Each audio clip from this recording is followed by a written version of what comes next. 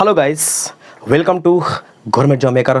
दोस्तों, मैं हूं आपका भैया राहुल भी आपको तहे दिल से स्वागत कर रहा हूं आपका अपना YouTube channel government job maker पर। दोस्तों, एक बात याद रखिए क्या कि यदि आप समय को महत्व नहीं दे रहे हैं तो समय भी आपको ऐसा ही कुछ आपके साथ कर रहा है। यदि आप समय का महत्व नहीं दे रहे हैं तो समय भी आपके साथ ऐसा ही कुछ कर रहा है। इसलिए आप लग जाइए किसमें, बीपीएससी का यदि आप तैयारी कर रहे हैं, यानी कहने का मतलब कि यदि आप टीचर का तैयारी कर रहे हैं, शिक्षक बनना चाहते हैं, चाहे वो पहले क्लास से लेकर 5वीं क्लास तक का हो या 6ठे से 8वीं क्लास तक का हो या 9th 10th या 11th 12th का हो, तो प्लीज़ लग जाइए। क्योंकि अब जो भी एग्ज़ाम होगा बीपीएससी का, ठीक है, आप जब क्वालिफाई कीजिएगा तभी आप जाकर के टीचर बन पाइएगा। दोस्तों, अभी तक जो भी बीपीएससी में सवाल आया है ना, देख लीजिए। मैंने क्या यहाँ पर लिखा है कि बीपीएससी में अब तक, यानी कि बीपीएससी में देखिए ये मैथ्स से और ये रीजनिंग से सवाल आया हुआ है, इसी में से आया हुआ है, ठीक है।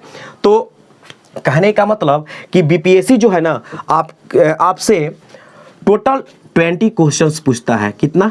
20 क्वेश्चन पूछता है मैथ और रीजनिंग का, जिसमें से 12 जो क्वेश्चंस होते हैं ना वो मैथ का होते हैं। किसका होता है? मैथ का होता है 12 क्वेश्चन, और इसमें से 8 क्वेश्चन जो होते हैं वो होता है रीजनिंग का, ठीक है, वो होता है रीजनिंग का। या कभी कभी क्या कर देता है ना कि इसको भी 10 कर देता है और इसको भी 10 कर देता है। इस तरह से ये टोटल मिलाकर के 20 क्वेश्चंस पूछते हैं। दोस्तों, अब बीपीएससी जो क्वालिफाई करेगा वही टीचर बन पाएगा, तो राहुल भैया के साथ एकदम बने रहिएगा, ठीक है। क्योंकि राहुल भैया आपको मैथ और रीजनिंग एकदम 100% एकदम पार्ट बाय पार्ट, यानी कि चैप्टर बाय चैप्टर एकदम 100% समझाने वाले हैं। ये देखिए क्या क्या आया है। सबसे पहले बीपीएससी में अब तक जो भी आए हैं, नंबर सिस्टम यानी कि संख्या पद्धति से क्वेश्चन आया है। सिंप्लीफिकेशन यानी कि सरलीकरण से सवाल आए हैं। परसेंटेज से सवाल आए हैं यानी कि प्रतिशत से।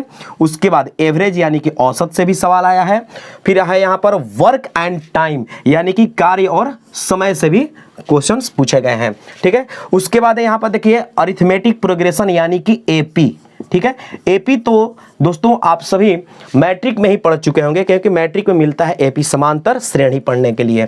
उसके बाद यहाँ पे आ गया देखिए प्रोबेबिलिटी यानी कि प्रायिकता मैट्रिक में ही मिलता है, और ज़्यादातर यानी कि अच्छे ढंग से जो प्रायिकता अगर हम लोग को पढ़नी है, प्रोबेबिलिटी पढ़नी है, तो किस में पढ़ना है? इंटर में पढ़ना है, ठीक है। उसके बाद आता है आपसे अलजबरा यानी कि बीजगणित से भी क्वेश्चंस आते हैं।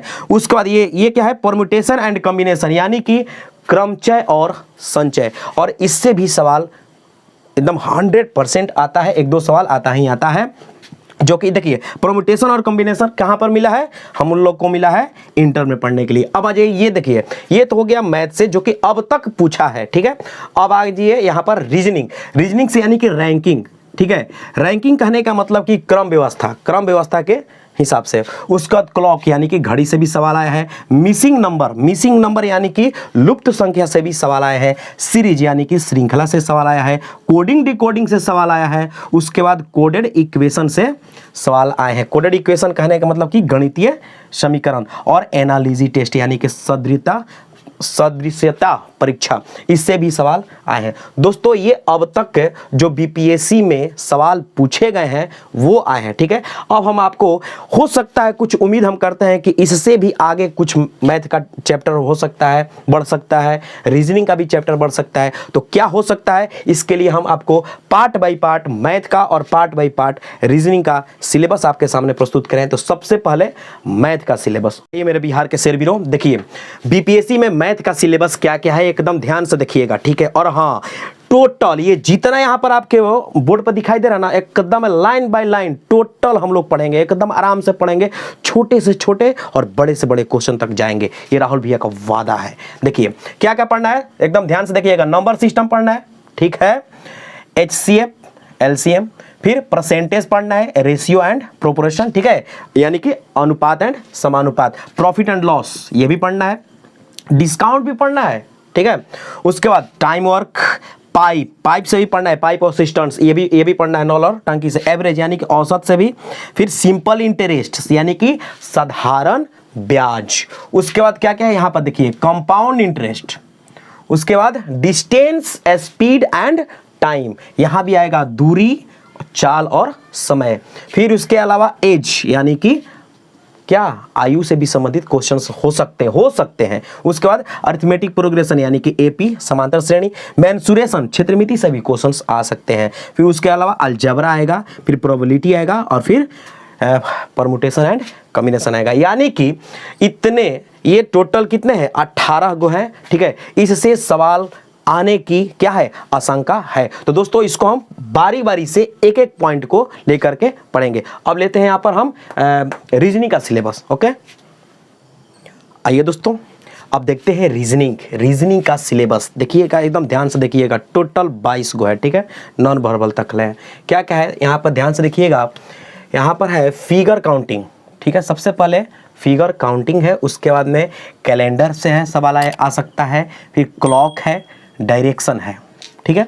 इसके अलावा सेलोलिज्म से भी सवाल आ सकता है। ओके, फिर रैंकिंग है।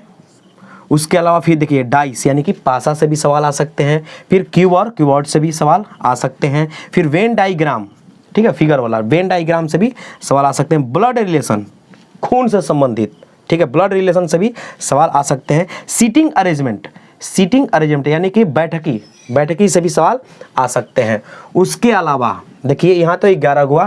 फिर देखिए सीरीज, इससे भी क्वेश्चंस आने की संभावना है, ठीक है। उसके अलावा फिर ये एनालॉजी टेस्ट है, फिर मिसिंग नंबर है। उसके अलावा फिर मैथमेटिकल ऑपरेशन है, कोडिंग डिकोडिंग एकदम आएगा ही आएगा। फिर क्लासिफिकेशन है। फिर स्टेटमेंट एंड आर्गुमेंट से भी आ सकता है। फिर स्टेटमेंट एंड कंक्लूजन से भी आ सकता है, कंक्लूजन से भी। फिर स्टेटमेंट एंड ऑक्यूपेशन से भी आ सकता है। फिर मिसलेशन से भी आ सकता है। और लास्ट में देखिए नॉन वर्बल से भी क्वेश्चंस आ सकते हैं। दोस्तों ये हुआ बीपीएससी में रीजनिंग का सिलेबस, ठीक है। तो जो सिलेबस हमने सबसे पहले बताया कि बीपीएससी में जो अब तक का सिलेबस आया हुआ था वो तो रीजनिंग का ही बता दिया था और मैथ का ही बता दिया था। ज़्यादा से ज़्यादा 20 क्वेश्चंस पूछता है, जिसमें से 12 को मैथ का होता है और 8 को रीजनिंग का होता है। या हो सकता है कि 10 गो मैथ का पूछ दे या 10 गो रीजनिंग, ये तो जो एग्जामिनर होता है, जो सेटर होता है, उसके आधार पर हो जाता है, ठीक है। इसके अलावा मैथ का जो हमने सिलेबस रखा या रीजनिंग का जो सिलेबस रखा, ये रखा है कि हो सकता है कि इसमें से आ जाए, ठीक है। क्योंकि अभी शुरू बार ये जो अभी जो बीपीएससी का एग्ज़ाम होने वाला है टीचर का, वो शुरू बार होने वाला है, ठीक है। तो ये आशा किया जा रहा है कि इसमें से आ सकते हैं सवाल। यदि दोस्तों वीडियो अच्छी लगी, ठीक है, तो प्लीज़ हमारे चैनल को लाइक सब्सक्राइब जरूर कीजिएगा, ठीक है। और दोस्तों मैथ का और रीजनिंग का हम बारी बारी से एक एक करके हर एक टॉपिक पर वीडियो अगले वीडियो में लेकर के आएंगे। तब तक राहुल भैया को दीजिए इजाज़त। थैंक यू, धन्यवाद।